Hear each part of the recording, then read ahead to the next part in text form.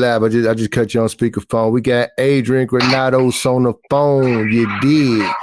Chi-Town stand up. The man that beat Adrian Broner in real life, man. How you feeling, cuz? What's up, Ross? How we doing, brother? Man, chilling like a villain, man. I'm just, just checking in with you, man. Trying to, see what you got going on. Yeah, well, no, man, it's been a long year. I'll say that much. I've been trying. I took a year off after my fight with Conor Ben.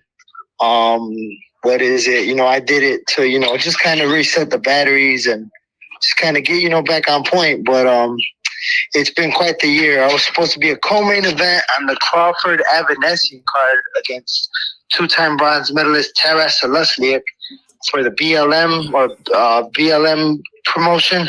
However, they ended up scratching my fight, and then I was the backup for Terence in case Avanesian pulled out. And turned out that didn't happen. They were going to throw me some money, didn't throw me anything. Then we were in negotiations for the next fight for Adrian Broner when he fought that Hutchinson guy. Yeah. I actually was on the line before when he was going to fight Hank Lundy. That fell off, and then they were coming at me. However, they kind of were acting funny with the money, and I had to stand on some principles, and they ended up not happening. Another fight was Ryan Garcia. When Tank fought the other Garcia, Ryan wanted a tune-up fight. Then I think maybe they really looked into it and realized I was kind of a threat, so they ended up not taking the fight with me. It was between me and Mercesito Gesta. Either way, nothing happened. And then the last one, this past one, I was supposed to be in the main event in Milwaukee for Boxers Made Boxing promotion, a new promotion. And them too, man, they just kind of, I think nothing against Mr. Fisher, the promoter, but I mean, man, they kind of, I had a full camp. I paid, I did a lot of things, and I was in the best shape I was in years, and it didn't happen, man. So now, I'm actually back to the grind. Got me a job again. I'm still training. I'm actually training people too as a coach, and just staying loyal to the game. But life, life happens, and I got a lot going on right now. So I'm just, trying to stay focused and stay ready. We're trying to make a fight happen for November. Hopefully something transpires because, I ain't getting no younger, and I'm trying to squeeze out a world title for Chicago before I retire. Yeah. So you say that you was, if David Avanesian didn't fight Crawford, you was next up. Yeah. I was pretty much on the sidelines. They was talking about, I guess David was having trouble getting his visa. So I was like, man, well, I'm ready to go. I mean, I used to be, there's two fights that I could have fought Terence for. When he fought Hank Lundy, I was on the table. And then when he fought John Molina, I was also on the table as far as one of the choices. And honestly, I got love for Terence. I'm very happy for him and his big win against Errol. I would have done the same thing if I was in his position. Like if they had offered me Hank Lundy or Terence Crawford, I'm going to take Hank Lundy. If they're going to offer me John Molina, Terence Crawford, and I forgot who the other guy was, I would have took it the same fights because, it's a business. So you got to be smart. I know Terence knows I'm a dangerous fighter. We've sparred before, so he knows, he knows I come with it. And I mean, like I said, I'm just happy. I'm happy for him that, he's finally getting the recognition he deserves. Yeah, that's what's up. That's what's up. How you feel about that Earl Spence fight? I gotta ask everybody about that Earl Spence and Crawford fight, man. That was trash. I thought Errol was gonna pull it off too, but no, definitely as the fight approached and the weigh-in week and the weigh-ins and all that, I sided all towards Terence. Just because Terence seemed like he was more focused on the glory and the fight, and Spence was more focused on the payday and actually making the fight happen. Then the final thing, the second strike was that in the weigh-in, Terence looked natural and well-hydrated at the weigh-in, and Errol looked like dehydrated and like he struggled. And then the final strikeout was when Terence came in with Eminem. I'm like, oh man, Brody ain't losing. He's got the confidence in the world. He's gonna come in with the white goat. You're like, come on, man. I'm like, my boy ain't losing. So yeah, I knew I could tell the confidence and just the focus he had on that whole fight week. Terence definitely seemed like nah, he was a man on a mission. Yeah, chat, this Adrian Granados, the man that actually beat Adrian Broner from the SHAY. They gave the nod to Broner, but we all know who won that fight, man. We all know who won that fight, for real, for real. Yeah, man. I shout out to Adrian Broner. That's one of my guys. We bros, but like he knows what's up. I actually hit him up recently just to check in on him, and I mean, I told him what it was. I'm like, bro, just go ahead, do what you got to do. Maybe me and you could be one of these youngins and get our names back up there. But I already told him, I'm like, we got to run that back, bro. Like everybody knows we got to run that back. So hopefully we can go both get some fame under our belts again, and then we'll make some money again, and just put it on for both our cities. Put it on for boxing. That's a great fight for boxing, and like I said, everyone. I mean, I'm like the black sheep and the stepchild of boxing. All I do is get these jobs. The other fight. There's so many fights. Like I got 9 L's. My record's 21 wins, 9 losses, 3 draws, 1 no contest. Out of all them L's and all them scratches, I'll take 3 L's to the bank. Like I am a man of my word. I am a man of honesty. I've watched all my fights. I've seen 3 fights that I lost. That would be Frankie Gomez early in my career, Sean Porter, who just fought a great fight against me, and I fought the wrong game plan, and he got away with one because I had him there at the end. And then Danny Garcia.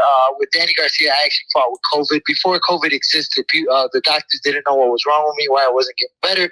I was trying to cancel the fight with everything. I was making a bag, the biggest biggest purse in my career, but I think Danny was making like 6 or 7 million, so pretty much it didn't even matter about my purse. They said, your job is to show up, Adrian, and I would have been blacklisted if I wouldn't have fought. So these are just some of the underground things that people don't know about in the boxing world, You said they was gonna blacklist you if you ain't fight Danny Garcia, huh? Yeah, because it was primetime Fox. It was on 420. They was like hyping it up huge. I remember too, Sean Porter, he had actually just beaten us both. So, like, even in the pre-fight build-up, he was looking forward to the fight. And he actually picked me to win the fight. So, like, Danny, even too, after the fight, he sent someone to my locker room. And they were like, what's up, man? They were like, I'm like, yeah, bro, I wasn't trying to fight. I'm like, but they told me this. And, I kind of had no choice. So, it's just, it's the bad luck of the draw that I've gotten in my boxing career so far. I mean, I accept, too, my mistakes. There was a lot of fights that I shouldn't have taken. I was the number 3 fighter at 140, and I took all the big tough fights at 147. I should have stuck to my guns and stayed at 140. But I mean, you live and you learn, and now I would say I'm in the 4th quarter of my career. I was always a clutch player, so I'm gonna finish strong. Yeah. Now check this out. How you feel about them gloves, them busted gloves? Not Adrian Broner. Terrence Crawford came in the game with the busted gloves and busted before he even started fighting. Yeah, I don't think that was right. I don't know if that happened right away. I didn't watch that fight live, but I mean, either way, it was in his home state of Omaha, Nebraska, and I mean, it is what it is, man. I think they paid him millions too. That's actually why my fight, the co-main event with Terence Selesniak, didn't happen, because they were paying Terence so much they couldn't afford another good fight. Yeah, that's crazy, man. We believe that the Earl Spence was drugged, man. Yeah, a lot of people say that, but I mean, the study that I got from those doctors, the doctors that said he may be suffering from nerve damage, I feel like that might be the case too, because it's just this it just looks like it's a rough time for Spence. Obviously he came back from that crash, but a lot of people say like he hasn't looked the same, and I can't imagine. I mean, even though he's a monster and like he can come back, like it's like, bro, you went flying out of a damn car, bro. Come on, man, you ain't gonna be 100, and you got to be real with yourself, and I mean, I think too that's why too, like the difference in the fight was the weight. Because he's been making 147, and before he was 152 in the amateurs. Like, he's been staying at that weight since he was a shorty. Like, I think that rehydrating and dehydrating, and he gets big. He gets up to like 200, so like he be breaking that all the way. That's too much weight to be fluctuating. I think that's really what's not helping, but damaging him with the nerve damage. So, I mean, it's just, I ain't no doctor, but, I ain't stupid either. Like, I feel like that you shouldn't be fluctuating that much as a fighter.